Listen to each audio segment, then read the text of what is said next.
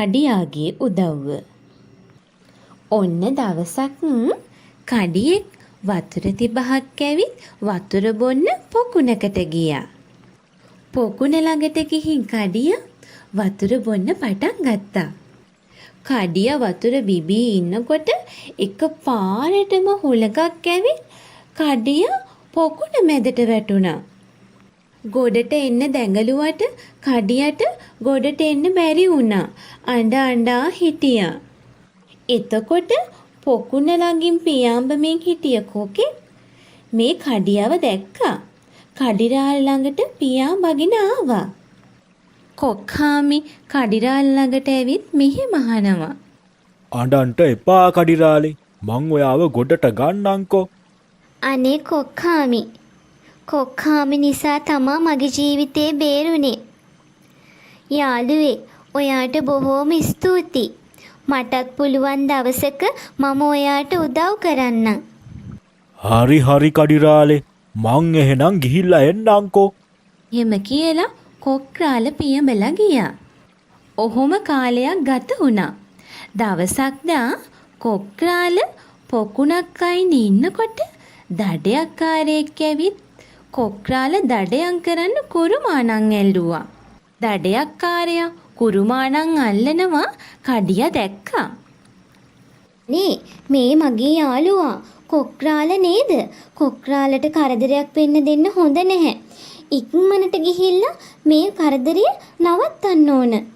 කඩිරාල දඩයක්කාරයා ළඟට ඉක්මනට ගිහිල්ලා දඩයක්කාරයාගේ කකුල හැපුවා.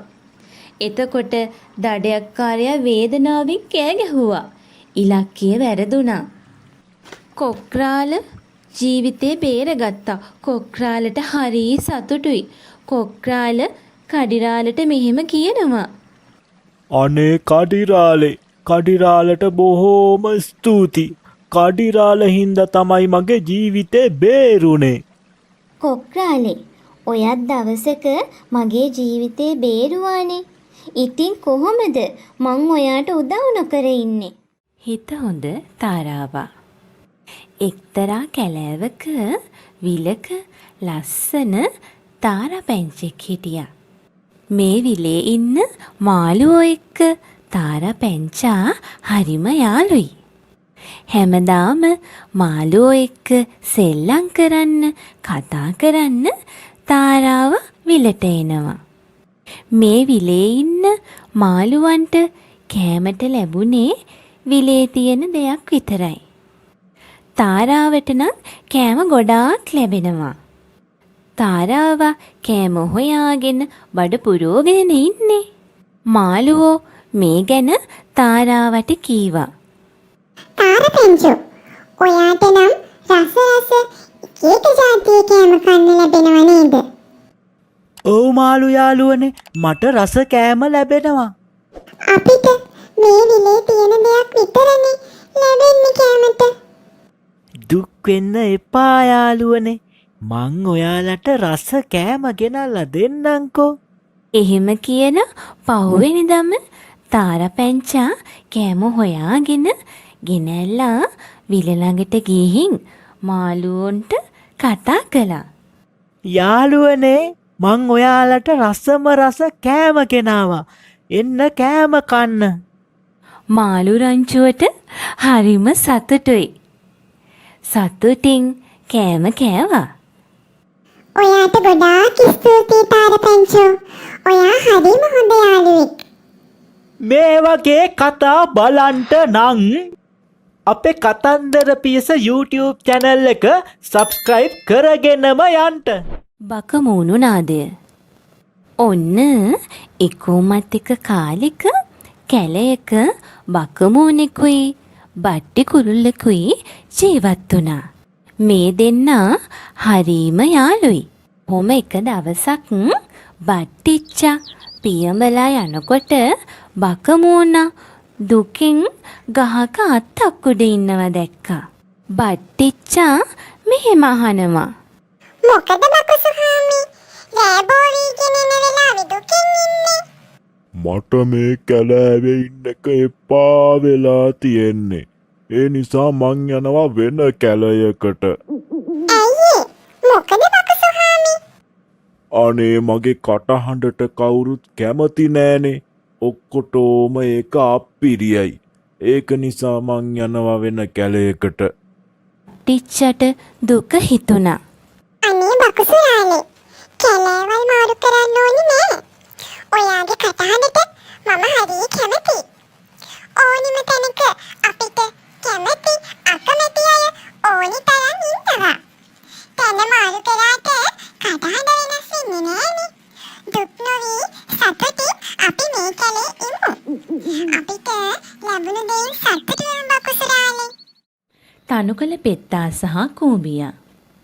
ඒ කොමත් එක කාලෙක කූඹියෙකුයි තනුකොළ පෙත්තෙකුයි එකම කැලෑවක ජීවත් වුණා. ග්‍රීස්ම කාලේ එනවත් එක්කම කූඹිරාල ඉදිරියේදී එන සීත කාලෙට සූදානම් වුණා. දවස පුරාම මහන්සි නොබලා Tamanට අවශ්‍ය කෑම එක් රැස් කළා. ඒත් ඒ කිසිම දෙයක් කල්පනා නොකළ තනුකොළ පෙත්තා එයා පුරුදු විදිහටම නටල වයලා සින්දු කියලා දවස ඉතා සතුටින් ගත කළා. එයා නිකමටවත් හිතුවේ නැහැ ඉස්සරහට එන සීත කාලේ ගැන. එක දවසක් මහන්සි නොබලා වැඩ කරන කූඹිරාලගෙන් තනුකොළ පෙත්තා මෙහෙම අහනවා. ඇයි කූඹිරාලේ ඔච්චර දවස පුරාම මහන්සි වෙන්නේ? මේ මං වගේ සතුටින් ඉන්ටකෝ. මම මේ ඉස්සරහට එන සීත කාලෙට සූදානම් වෙනව තනකොළ පෙත්තෝ. ඇයි දන්නේ නැද්ද? ඒ කාලෙට අපිට කෑම හොයාගන්න අමාරුයිනේ. එතකොට කූඹිරාලට hina වෙමින් තනකොළ පෙත්තා මෙන්න මෙහෙම කියනවා. නෑ නෑ, ඒ කාලෙට අපිට කෑම හොයාගන්න එක ප්‍රශ්නයක් නෙමෙයි. අනික ඒක ඒ කාලෙට බලමුකෝ. එහෙම කියලා පුරුදු විදිහටම සින්දු කියලා නටන්න පටන් ගත්තා. එයා හැම වෙලෙම හිතුවේ එදා දවස සතුටින් ගත කරන එක ගැන විතරයි. ඉතින් ඔන්න සීත කාලේ ආවා. දුරදිග කල්පනා කරපු කූඹිරාල ඉතා සතුටින් සීත කාලේ යාළුවොත් එක්ක කාලා බීලා කූඹිගුලේ හිටියා. අනේ තනකොළ පෙත්තට සිදු වුණ දේ. තනකොළ පෙත්තා සීතලේ වෙවුල හැම තැනම ඇවිදලත් කෑමට කිසිම දෙයක් ලැබුණේ නැහැ. මම දැන් මොකද කරන්න කියලා කල්පනා කරපු තනකොළ පෙත්තා හරිම අමාරුවෙන් වෙවුල කූඹිරාල හොයාගෙන ගියා. අනේ මට කෑමට මොකුත් නෑ. මට හොඳටම බඩගිනි. මට ඇවිද ගන්නටත් බොහොම අමාරුයි. එහෙම කියලා තනකොළ පෙත්තා හයියෙන් ඇඬුවා. කූඹිරාලට දුක හිතුණා. කූඹිරාල එයා එකතු කරගත්ත කෑම වලින් කොටසක් තනකොළ පෙත්තට දුන්නා. තනකොළ පෙත්තා හරිම සතුටින් කූඹිරාලට ස්තුති කරලා කෑම කෑවා. කූඹිරාල කීප වතාවක්ම ග්‍රීෂ්ම කාලයේදී තනකොළ පෙත්තට මතක් කළා ඉදිරියේදී කෑම බීම හිඟවීම ගැන. දැන් පේනව නේද සිදුවෙච්ච දේ. රජ වූ කහකුරුල්ලා. ඔන්න එකෝමත් එක කාලෙක කුරුළු රංචුවක් සතුටින් ජීවත් වුණා. මේ කුරුල්ලෝ හරිම සතුටින් සෙල්ලම් කරමින් ජීවත් වුණා. ඔහොම කාලයක් ගත වෙනකොට අහසේ ඉහළටම පියාසර කරන්න පුළුවන් කෙනා කුරුටුරොවේ රජු කරන්න කුරුල්ලන් කතා වුණා. උකුස්සා අහසේ ඉහළටම පියාසර කළා. ඔන්න ඉතින් උකුස්සගේ තටුවක් අතර සැඟවිලා හිටිය කහකුරුල්ලෙක්. උකුස්සා පහළට එන්නකොටම මේ කහකුරුල්ල අහසේ ඉහළටම ඉගිලුණා. අහසේ ඉහළින්ම පියාසර කළ කහකුරුල්ලා කුරුළු ලොවේ රජ වුණා. සපත්තු දෙමු වඳුරා. ඔන්න එකෝමත් එක කැලෑවක කැලෑ පාරක් අයිනේ ගහක් උඩ වඳුරු රංචුවක් ජීවත් වුණා. මේ කැලෑ පාර දිගේ යන මිනිස්සුන්ගේ සපත්තු දිහා වඳුරු රංචුවේ එක වඳුරෙක් බොහෝම ආසාවෙන් බලා ඉඳියා. ඔහොම දවසක් මේ වඳුරා නාන තොටුපොළක් ළඟ තිබ්බ සපත්තු දෙකක් දැක්කා. මේ වඳුරා හිමීට සපත්තු දෙක ළඟට ගිහිල්ලා ඒ සපත්තු දෙක හොරකම් කරා. ඒ කරලා ඒ සපත්තු දෙක දාගත්තා. සපත්තු දෙක දාගෙන හරිම උජාරුවෙන් මේ වඳුරා එයාගේ වඳුරු රංචුව ළඟට ගියා. ආඩම්බරෙන් මෙහෙම කියනවා. යාළුවනේ බලන්නකො මගේ මේ සපත්තු දෙක දිහා. මට ලස්සන සපත්තු දෙකක් හම්බුණා. මම ලස්සනයි නේද?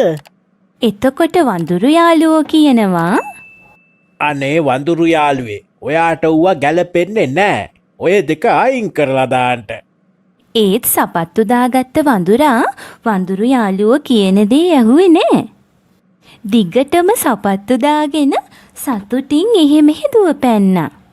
ඔන්න එක දවසක් මේ වඳුරු රංචුව දඩයම් කරගන්න කොටියෙක් කඩා පැන්නා. අනිත් වඳුරෝ සේරම ගස්සලතු අතරින් පැනලා ගිහින් පණ බේරගත්තා. තමන්ට හුරු නැති සපත්තු දාගෙන ඉන්න මේ වඳුරට එහෙම පැනලා යන්න පුළුවන් වුණේ නෑ. මේ වඳුරු පැංචා කොටියට අහු වුණා.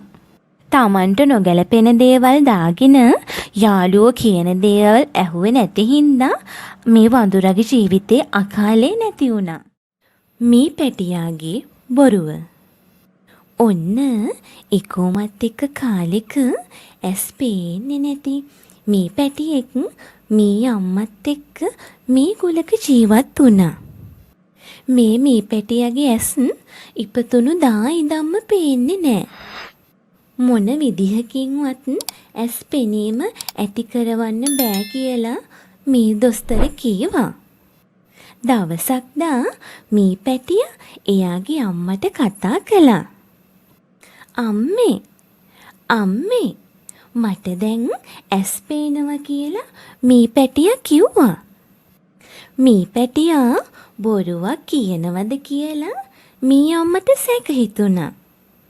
මී අම්මා කේජු කෑල්ලක් ගෙනල්ලා මී පැංචා ඉස්සරහින් තියලා මේ මොනවද පුතේ කියලා ඇහුවා. මී පැටියා කියනවා, අම්මේ මේ තියෙන්නේ ගලක්නේ.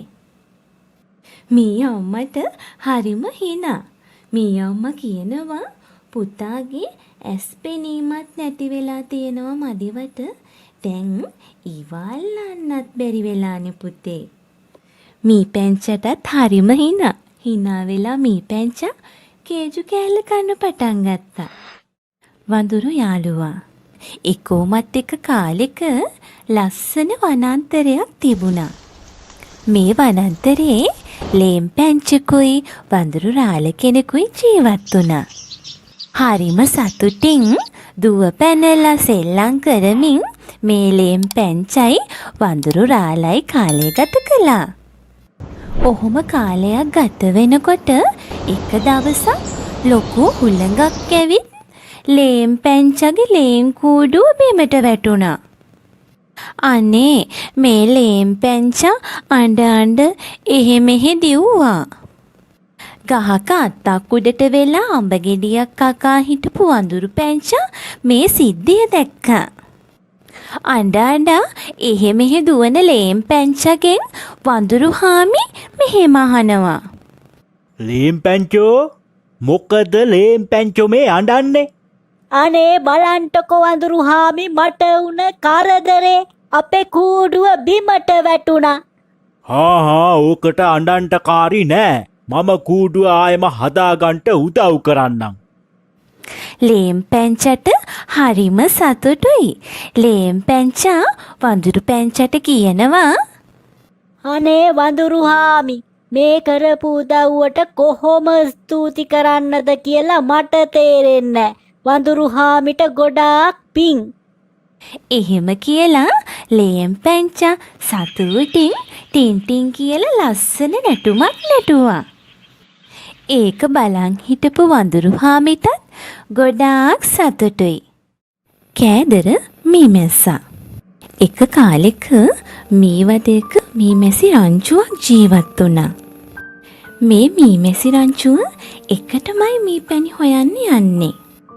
මල්රොන් උරාගෙන මීමැසි රංචුව හවස් වෙනකොට මීවදයට එනවා. එක දවසක් මීමැස්සු රොන් සොයාගෙන කැලේට ගියා. මීමැස්සු රොන් උරා බීලා බඩ පුරවගෙන මීවදයට එන්න පිටත් වුණා. ඒත් එක මීමැස්සෙක් තව රොන් සොයාගෙන බඩ පුරව ගන්න ඕන කියලා කල්පනා කළා. එහෙම කල්පනා කරපු මීමැස්සා මීමැසි යාළුවෙක්ටත් කියනවා, යාළුවේ අපි තව රොන් සොයාගෙන යමු. ඒක කරලා බඩ හොඳට පුරව ගමු කියලා.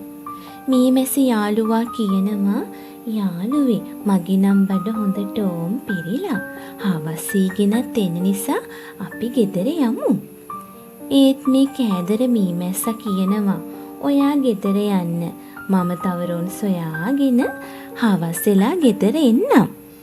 එහෙම කියලා පියාඹගෙන යනකොට වැවක් ළඟ පිපිලා තියෙන ඕලු නෙළුම් මානෙල් මල් සුවඳට මීමැස්සා මත් වුණා. මීමැස්සට හරීම සතුටුයි. මලින් මලට යමින් ඔරොත්තු දෙන්නේ නැති තරමට මල් පැණි බිව්වා. ටික වෙලාවකින් මීමැස්සා මත් වුණා. දැන් නම් මට යාගන්නවත් වාරු නෑ.